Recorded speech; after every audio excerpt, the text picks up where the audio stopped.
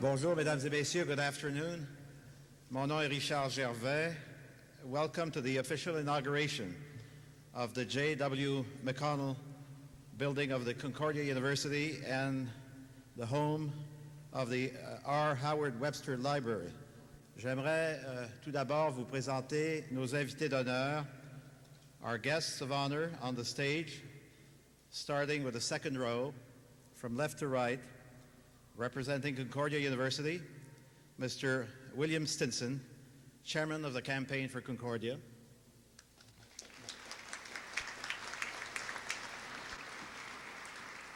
Madame Bérangère Gaudet, secrétaire générale de l'Université.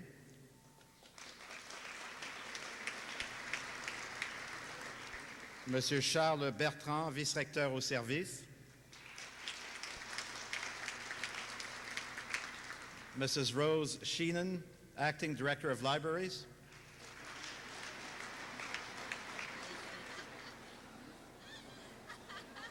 I'm reading my text, I'm sorry. We'll correct that later. Maurice Cohen, vice rector, institutional relations and finance.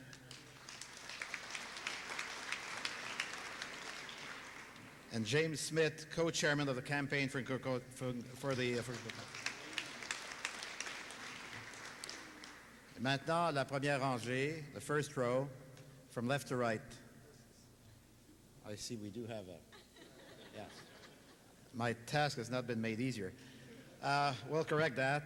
They're so well known, they need no introduction.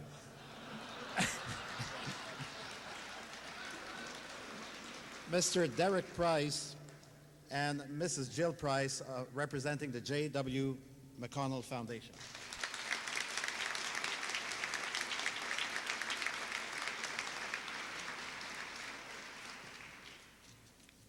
Equally well known, Messrs. Lauren and Norman Webster, representing the R. Howard Webster Foundation.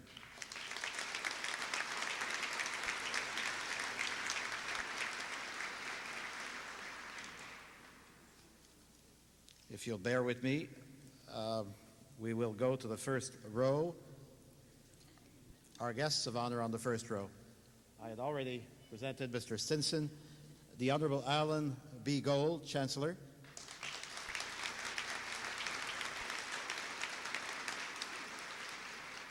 La ministre de l'Éducation supérieure et de la Science du Québec, Madame Lucienne Robillard.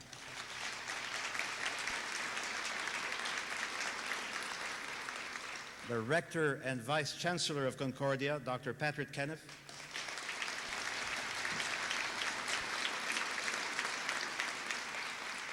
And the Chairman-elect of the Board of Governors of Concordia, Reginald Groom.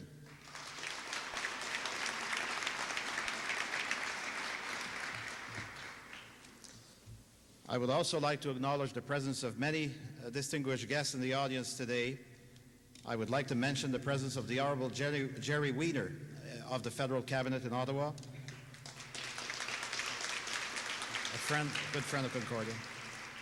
De nombreux représentants de la Ville de Montréal, members of the Board of Governors, of the Senate, of Concordia's major corporate and foundation members, to charter members and members of the Rector's Circle, to the Capital Campaign volunteer leaders, as well as representatives of Concordia's numerous faculties, schools, departments, as well as the presence of the presidents of the student, faculty, and staff associations and of the unions.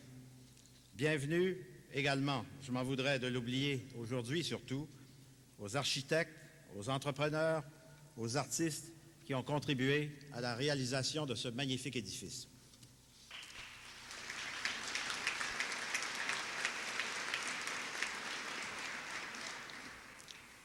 Sans plus tarder, mesdames et messieurs, je demanderai maintenant au chancelier de l'université, l'honorable Alan Gold, de nous adresser la parole.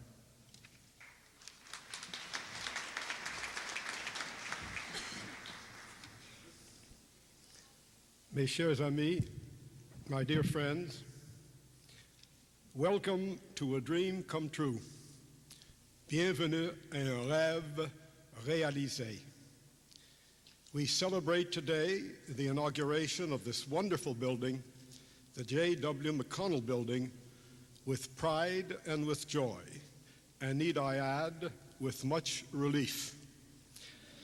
20 years and more we have dreamed and waited for this day, and here it is. I, for one, can hardly believe my eyes. And what a building it is.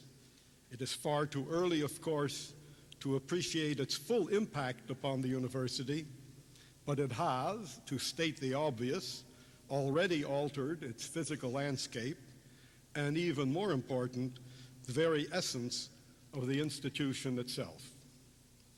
And here, may I inject a personal note? As some of you may know, I leave at midnight tonight the post of Chancellor after 5.5 years of, if I say so, who shouldn't, loyal and devoted service.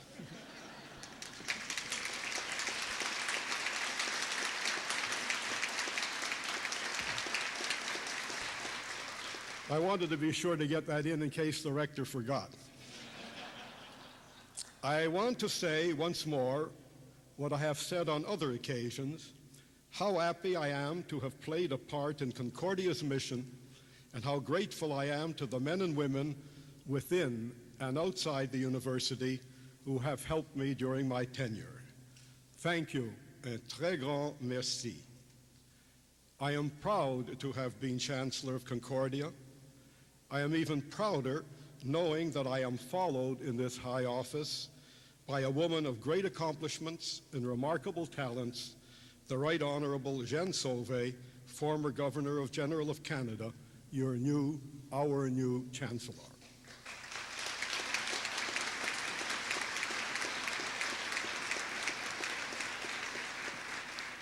The opening of this building and its centerpiece, the R. Howard Webster Library, is the result of the energetic participation of hundreds of people, thousands of people, both within the Concordia community and beyond its doors. It was also made possible through the financial assistance of thousands of students, faculty, administrative staff, graduates, and friends in the business community and elsewhere throughout the country. To them, our heartfelt thanks. Nous sommes par ailleurs redevables au gouvernement du Québec en ce qui concerne la somme additionnelle pour mener à bien le projet.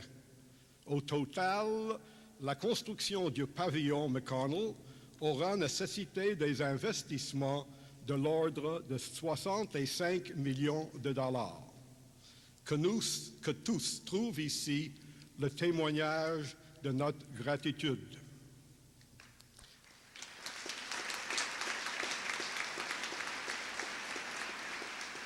As an academic entity, our university is still very young.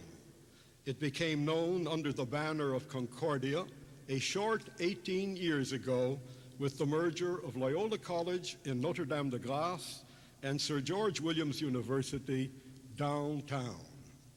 Concordia is nonetheless still one of the province's oldest university-level institutions.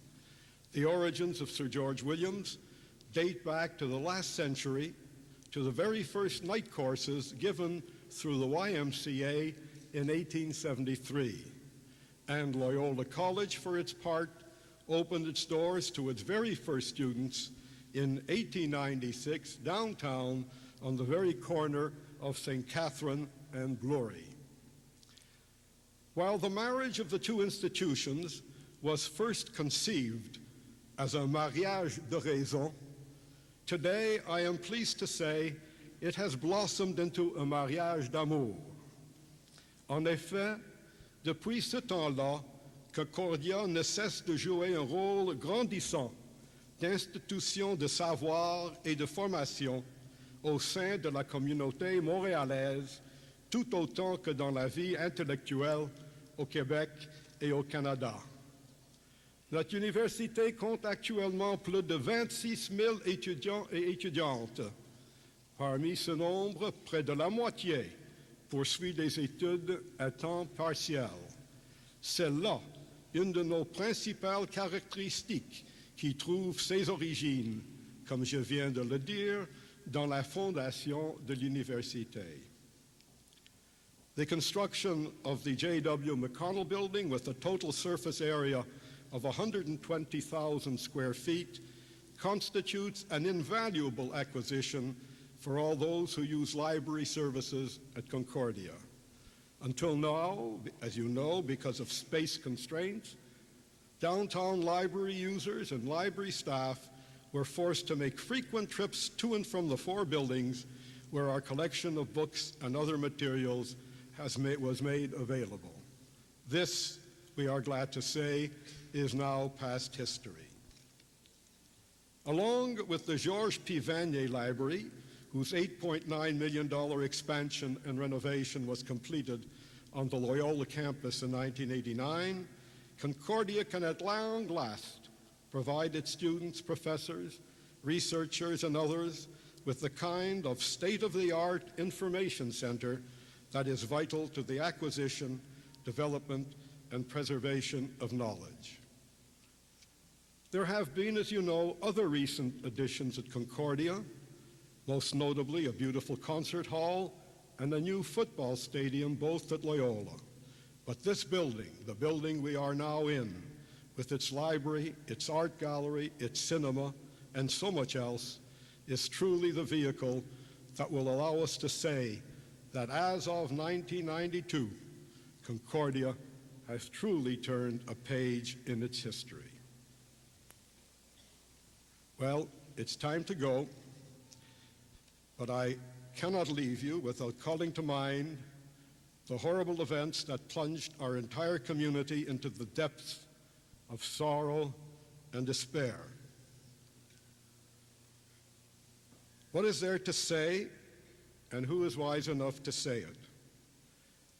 We all know that words are at best poor comfort in those circumstances, but we can only hope that the families of the four beloved colleagues we lost will find some consolation and strength of spirit in knowing that we all grieve with them and will never forget them.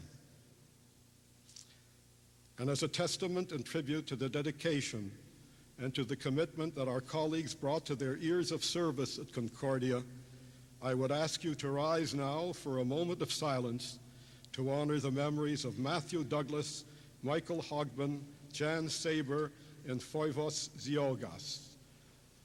Je vous demanderai, s'il vous plaît, une minute de silence en leur mémoire.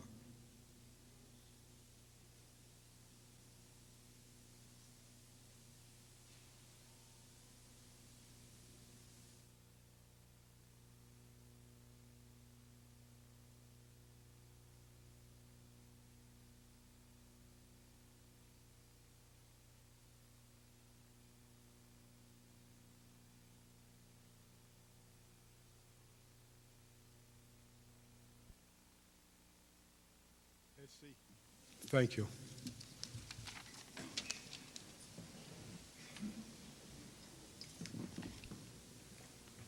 Merci, Chancelier Gold.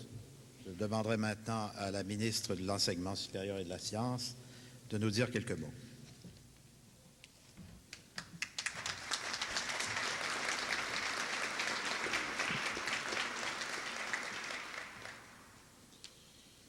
Mesdames et messieurs, dear friends, je remercie le chancelier de l'Université Concordia, M. Gold, le président du conseil d'administration actuel, M. Gervais, et le recteur et vice-chancelier, M. Kenniff, pour l'aimable invitation qu'ils m'ont adressée à venir célébrer avec vous l'inauguration du nouveau pavillon J.W. McConnell de l'Université Concordia. Cette rencontre me permet d'abord de féliciter M. Kenniff d'avoir accepté la présidence de la Société des fêtes du 350e anniversaire de Montréal, geste qui témoigne éloquemment de son intérêt à contribuer activement à la vie de Montréal, tout comme l'Université Concordia, dont il est le recteur et le vice-chancelier. Je suis heureuse que les autorités de l'Université Concordia aient voulu marquer officiellement l'ouverture du nouveau pavillon de la bibliothèque car sa réalisation comporte plus d'une signification importante pour les services offerts à la communauté universitaire, mais aussi à la population montréalaise. Over the last few years, Concordia University has suggested that the government place emphasis on the improvement of library services under its renovation and construction program.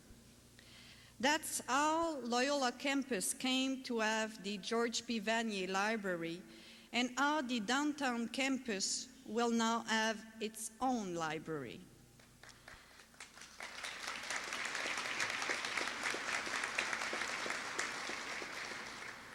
The design and realization of these projects clearly reflect the interests and wish of Concordia University to provide students and professors with an invaluable tool for acquiring and mastering knowledge. Indeed, it is a recognized fact that a library, with its human resources and laboratories, constitutes the heart of a university.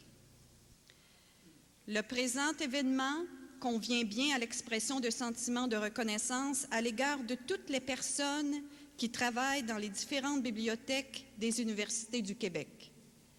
On ne saurait trop insister sur le fait qu'elles remplissent des fonctions indispensables à la réalisation de la mission universitaire. Par sa compétence, le personnel de la bibliothèque apporte aux usagers un soutien professionnel et technique essentiel à l'exploitation maximale des sources d'information. Dans cette foulée, je voudrais exprimer mon appréciation à l'endroit de la Conférence des recteurs et des principaux des universités du Québec qui manifestent un intérêt soutenu et toujours renouvelé à la cause des bibliothèques universitaires. En cette année, qui marque le 25e anniversaire du regroupement des bibliothèques universitaires québécoises, je suis très heureuse de souligner les actions du sous-comité des bibliothèques de la Conférence des recteurs, telles que le soutien à des échanges d'informations et à la réalisation d'ententes de collaboration entre les bibliothèques universitaires, le soutien à l'harmonisation des politiques et des pratiques, l'initiative d'inventaire collectif et la mise sur pied d'activités de formation à l'intention du personnel des bibliothèques universitaires. Concordia University authorities wanted to take advantage of the construction of this new pavilion to house, in addition to the library, facilities that will benefit the general public, such as an art gallery and cinema. With the Loyola Campus Concert Hall, Concordia University now has a major group of premises devoted to artistic, musical, literary, and theatrical expression for the pleasure and benefit of the people of Montreal and of Quebec as a whole. Concordia University, like other Montreal universities, continues to make a remarkable contribution to the dissemination of Quebec's cultural values, much to the honor of this university's staff and students. To date, the Quebec government has earmarked $40 million to build the stately pavilion. This sum represents a considerable contribution to the university, to Montreal's economy, and to the local job market. This is one more reason that I, as Minister of Higher Education and Science, am proud of my government's contribution. The carrying out of this project was also made possible by the generosity of the general public, Concordia students, graduates, alumni, and staff members, as well as various agencies and foundations. They deserve a large portion of the credit for the construction of this magnificent building. Je félicite les autorités de l'Université Concordia pour la ténacité et l'ingéniosité démontrées tout au cours de la conduite de ce projet et toutes les personnes qui ont mis leur connaissance, leur expérience et leur expertise à contribution pour la réalisation de cet édifice, que ce soit les architectes, les constructeurs, les ouvriers, les artistes et combien d'autres qui ont aussi participé à sa création. Je souhaite que l'esprit d'ouverture, de générosité et de solidarité qui s'est manifesté à chacune des étapes de réalisation de ce projet se perpétue comme un gage de grande fécondité et d'un avenir prometteur et serve de support à l'effort de nos jeunes dans l'étude et le travail. Merci.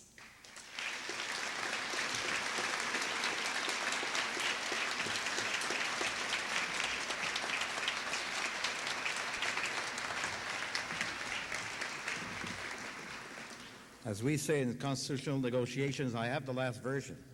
So may I read the amendments? Mrs. Rose Sheenan, Vice Rector Academic.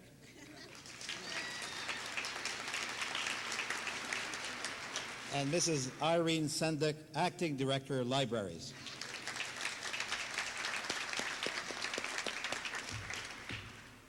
Maintenant, mesdames et messieurs, je demanderai au recteur, I would ask the rector of Concordia, Dr. Pat Kenniff, to address us.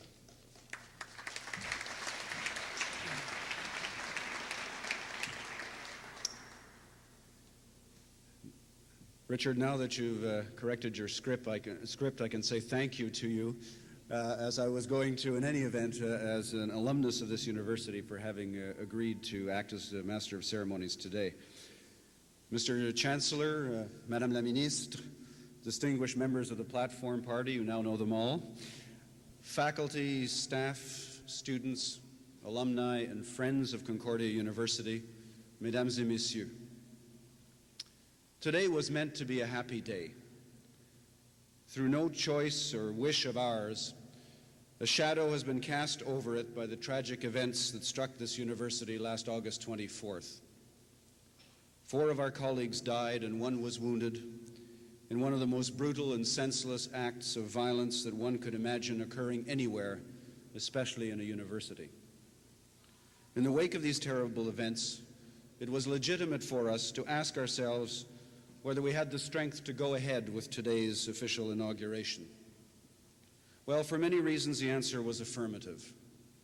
This is a moment that Concordia has been waiting for as long as the university has existed, and even longer. More recently, as the building emerged from the ground, expectations rose that the 1992-93 academic year would start with the inauguration of this long-awaited facility, ushering in a new era in our university's history. We are also, all of us, very much in need of healing, and this moment is, I submit to you, a very vital part of that process. Finally, this moment is one that was eagerly awaited by our 4 colleagues, no doubt one that they were looking forward to attending. Let us offer this ceremony to them and say to them, to Michael, to Jaan, to Matt, and to Phoivos, this day is dedicated to you. We are thinking of you and remembering you.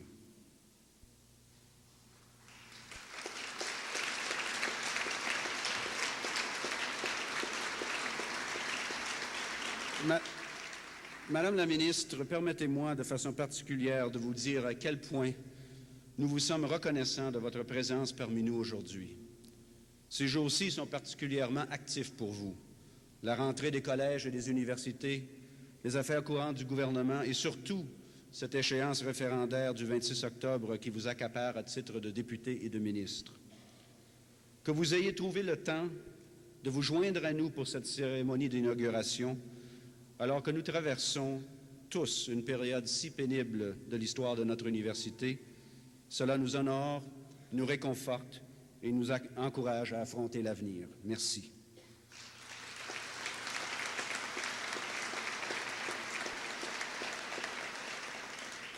"20 years, at least, in the dreaming, over a decade in the planning, close to 4 years in the building. The process often seemed endless, occasionally hopeless. Even Linda Frum poked fun at us in her irreverent review of Canadian universities. The dominant Concordia myth was that there was going to be a new library downtown. Yet here we are. And yes, Linda, there is a new library downtown.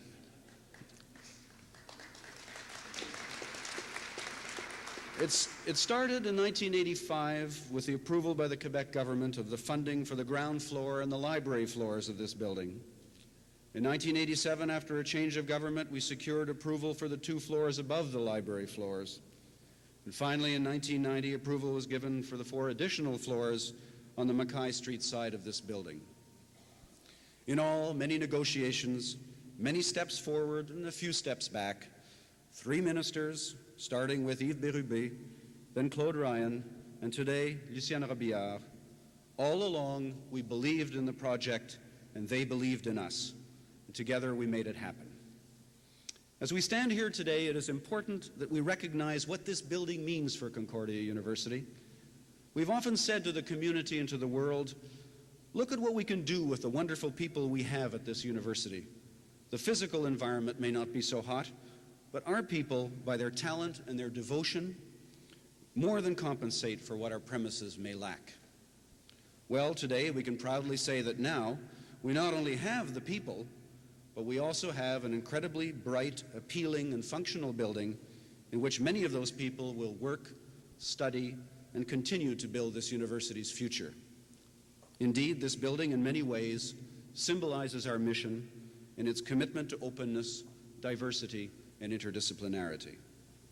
This building will stand as a landmark, as a symbol of the new Concordia, as a magnet to attract to the university the very best and brightest students and faculty in even greater numbers than in the past.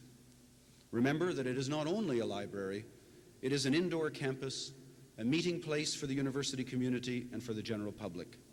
Offices, seminar rooms, work and study facilities, all of these are already drawing people into an environment that is compellingly congenial and dynamic.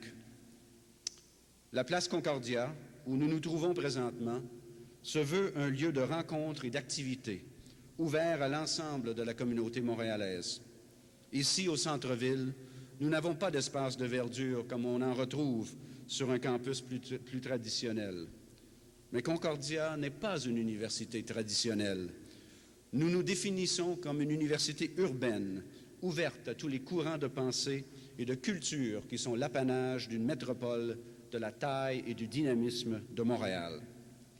Nous espérons que cette place constituera dorénavant le cœur du campus Sir George Williams, un pôle de la vie intellectuelle et sociale de notre université.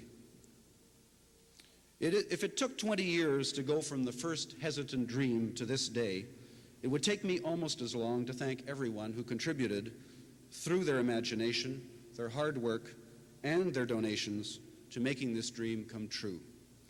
But I don't have 20 years. I don't even have 20 minutes. So to all those whose names cannot be mentioned here, and they are legion, I say from the bottom of my heart, and on behalf of the entire Concordia University community, including our many alumni, friends, and supporters, thank you. Yeah.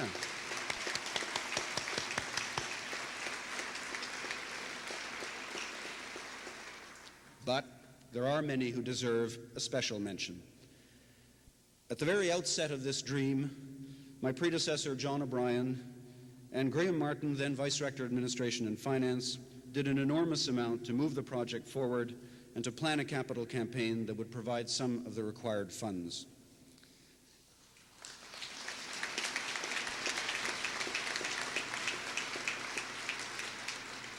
In the early planning stages after 1984, there were those who worked tirelessly in and through my office to secure the funding and develop the concept. Katie Binden, Ray Arsenault, the president of Royal Bank Realty, Russell King, who acted as a financial consultant, and Jean-Pierre Roy, who acted as a project manager for the Vanier Library expansion, the concert hall, and this building in the early phases. Thank you as well to Louis Vianos, who from 1984 on was in uniform and on the field for most of the game, and gave advice and counsel in his inimitable way, both in the building and the library itself. But one person who has been closely associated with this project, and I dare say the only person from the very beginning of the planning stage and who has helped enormously to bring us to this day, deserves a very special note of appreciation from all of us, and that is Frank Papineau.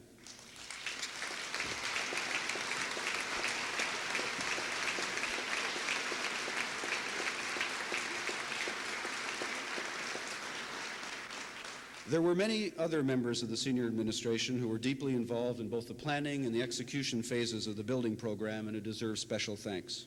Charles Giguère as Vice Rector Services for over 5 years.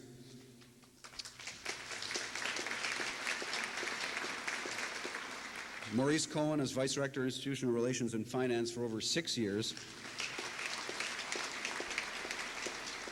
Doctors Catherine McKenzie and Donald Boisvert as Executive Assistants to the Rector in the first case and then as Associate Vice Rector Services. And most recently, Dr. Charles Bertrand as a new Vice Rector Services. But planning also involves professionals who design the building and who draw those wonderful plans that the builders then translate into this. I've always marveled at the way they do it. We saw them crawling over the site with their plans, and it all seemed to emerge in order. So to our architects, a very special vote of thanks. You were there through some trying moments, but stuck it out all the way. The consortium of Werleman, Guy, Blouin, et Associés, and particularly André Blouin, Jacques Plante, Michael Werleman, and Jean-Eudes Guy.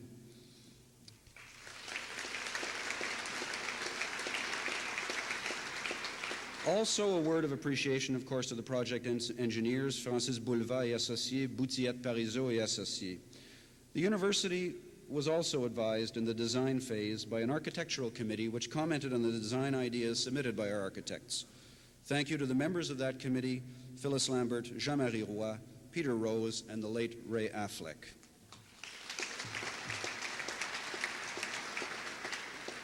Then there are the builders.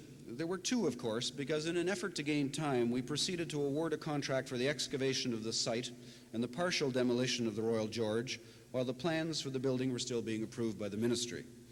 Un merci très chaleureux à la firme de Hervé Pomerleau, responsable du contrat d'excavation et de démolition partielle du Royal George, et à J.E. Véraud et Fils Limité, entrepreneur général pour la construction de ce pavillon.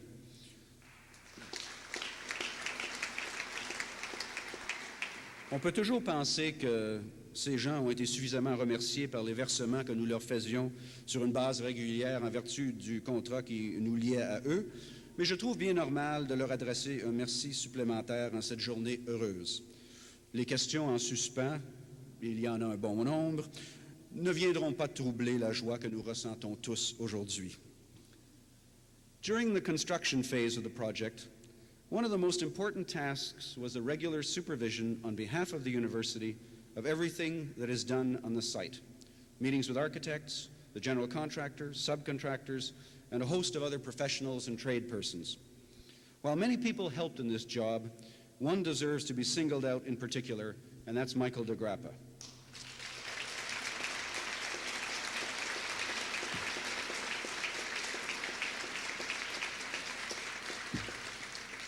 When I became rector in 1984, he had just graduated as an undergraduate from Concordia. He went on to do his master's degree in public administration at Columbia University, and then came back to Concordia, probably never dreaming that he would be thrown into the maw of the beast. Well, Michael, you've performed tirelessly and well, and I, for one, and I think everyone who's worked with you, is indebted to you and proud of the work you have done.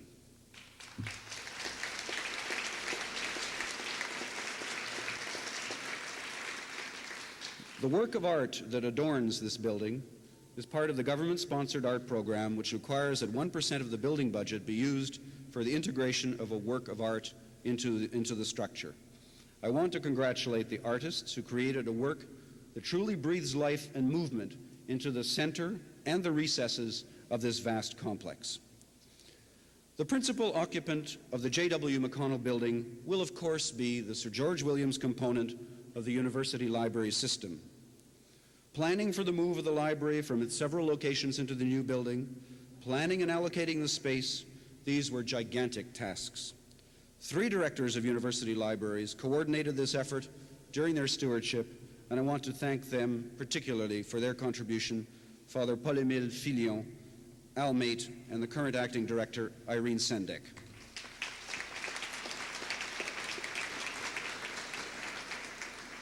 We shall have an opportunity to focus more on the library during its official inauguration scheduled for later next month. A final word about planners and builders. There were many people in the university who, over the time span that this project has been active, took part directly in the planning for the building and its contents. I would like here to pay tribute to all those who did this by serving on the University Senate, and particularly on its University Library Committee, as well as on the Board of Governors. At the board level, the project came to fruition under 2 chairmen, Don McNaughton, who's with us today, and André Gervais, who retires today as chairman of the board, but who's in Moscow with the mayor of Montreal's delegation and is unable to attend. I would also like to thank those who have served on the Real Estate Planning Committee of the board, chaired by Paul Evanier, who's with us today, and who in that capacity did a great deal to promote the immediate addition of 4 floors to this building in planning after 1989. When we think of a building, we usually think of planning and building. What about moving in and organizing an event like today's? Any owner or tenant knows that buying or renting is only half, or is it less, of what one needs to do in order to be chez soi. Those, and there were many, who actually moved everyone into this building deserve our thanks. Chairs, desks, books, shelves, plants, decorations, all of the paraphernalia of human existence, all of these were moved during the summer months with care, competence, and attention to detail. Thank you for moving and for avoiding the temptation of shaking at the same time.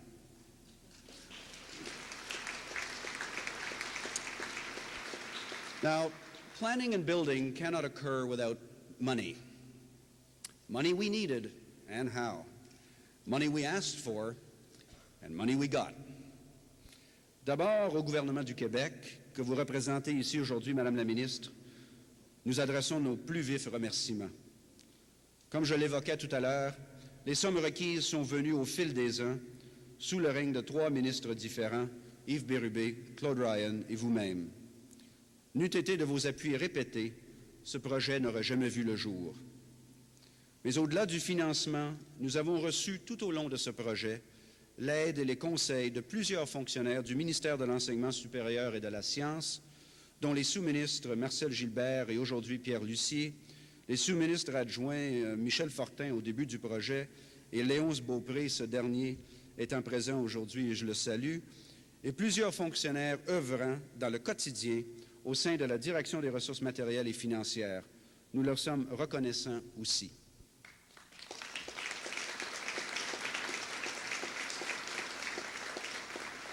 Securing government funding for this project was not enough. Private contributions were also required. These came through the Campaign for Concordia, which was completed in 1988. May I here pay tribute to those who led that campaign and those who worked so hard to reach and surpass our initial objective. Bill Stinson, chairman of the campaign, Jim Smith, the vice chairman, and the heads of the principal divisions, Claude Taylor, Peter Howlett, Mike Mitchell, and Don McNaughton.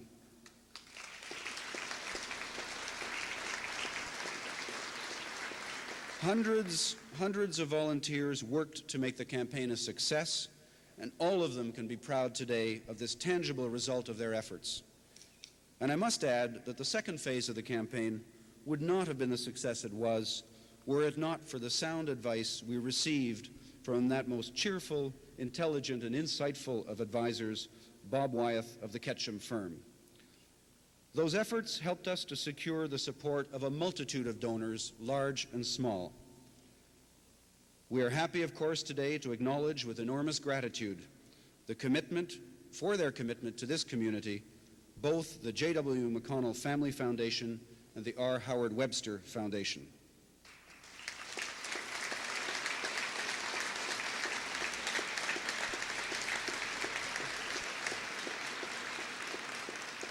Their contributions were the leading gifts to the campaign and set the pace for its success.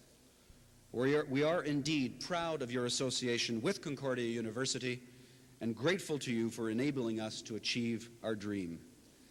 The names of those who joined you in expressing their tangible support for Concordia and what it stands for in the community are legion. The principal donors' names are to be found on the plaque that is placed over the elevator bank on this floor. A special thanks to all of them.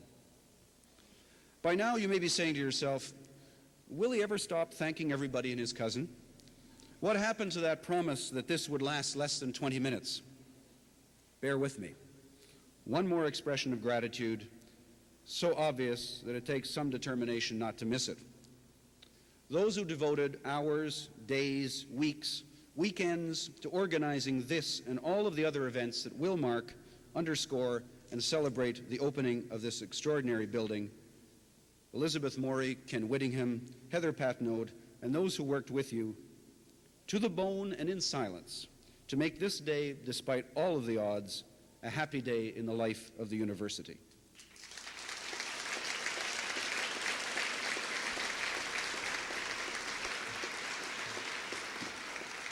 Avec un sens approprié de la démesure, permettez-moi de vous dire 1000 fois, 1000 merci. Vous avez gagné vos épaulettes. Well, we did it, didn't we? As the slogan says, look where we are now. Un rêve réalisé. Oui, nous l'avons réussi, ce pari extraordinaire. Let this building serve as an inspiration to us all to face the future with ambition and determination, confident that that future is one that holds much promise and opportunity for Concordia University in this city, this province, and this country.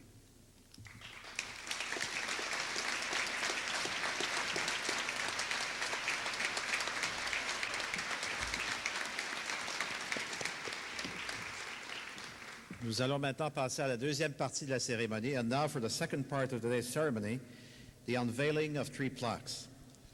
The first, in honor of the J.W. McConnell Foundation. I would ask all of you to remain seated while I ask Daryl and Jill Price to join the rector in front of the stage.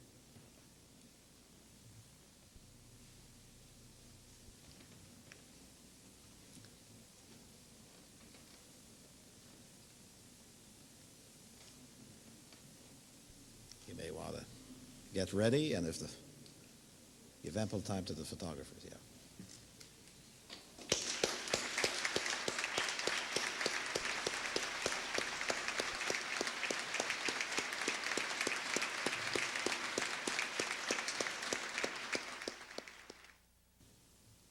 For the second unveiling, pour le deuxième dévoilement, I would ask Messrs. Norman Webster and Lauren Webster to come forward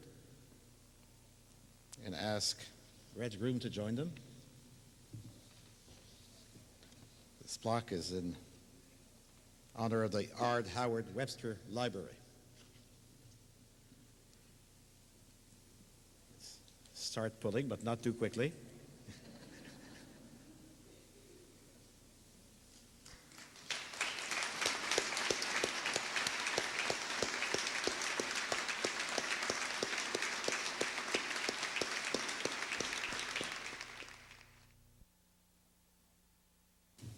Last but not least, pour cette dernière plaque, je demanderai à la ministre, Mme Lucienne Robillard, à M.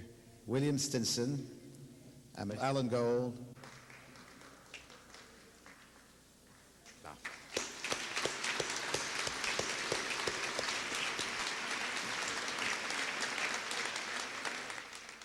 Now, while we're removing the plaque, we will proceed with the third element of today's ceremony, la troisième partie de la cérémonie d'aujourd'hui, the official ribbon cutting, which will take place in front of the donors' plaques at the north end of the atrium. However, I would ask all of you to remain in your places while our guests of honor move towards the atrium. Alors, je vous demanderai tous de rester assis pour cette troisième partie de la cérémonie. Et je vais maintenant demander à Madame la ministre, Lucienne Robillard, à Monsieur Bill Stinson, à Monsieur Patrick Kenniff, to Mr. James Smith to lead all of our guests on stage towards the donor's plaque in the north end of the atrium. If you will please follow our guides.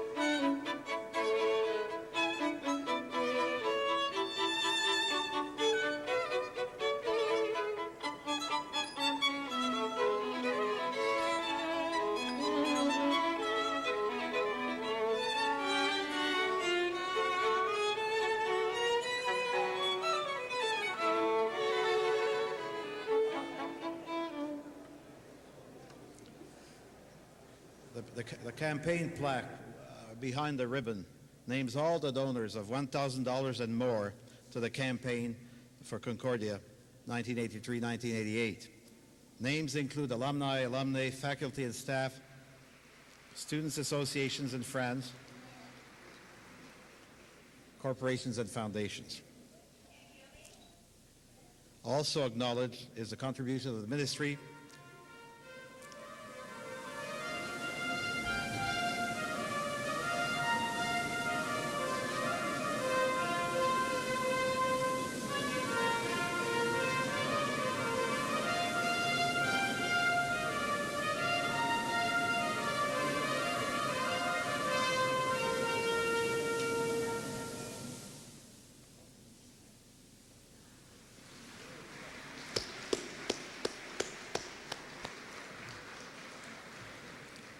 those who can't see, the ribbon is now cut. We have a problem, obviously, of space. A special tribute is also paid on these plaques to those who supported the campaign in an exemplary way under the Rector's Circle's charter membership. And a similar plaque is displayed at the Loyola campus, George P. Vanier Library. Together, all donations and funding amount to more than $64 million. The success of this campaign is due primarily to the efforts of some 300 volunteers, no less, led by National Chair Bill Stinson and National Vice Chair James Smith. To all volunteers, à tous les volontaires de cette brigade importante qui a réussi un si brillant succès, our sincere thanks on behalf of the university community. Mille merci à tous sur la plaque, derrière la plaque, autour de la plaque, tous ceux qui ont aidé. Merci.